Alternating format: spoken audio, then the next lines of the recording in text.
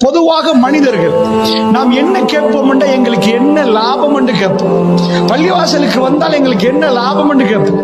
ஏனென்றால் நாம் வெளியிலே செய்யக்கூடிய வியாபாரங்களை விட்டு விட்டு நாம் பள்ளிக்கு வர வேண்டும்.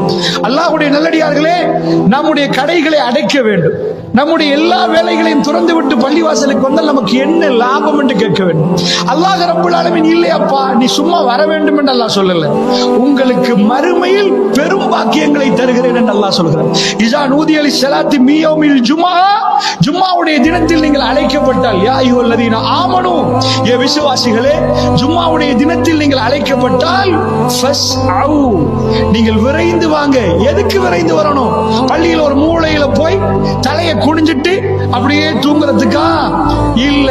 எதுக்கு நீங்க விரைந்து வரணும்?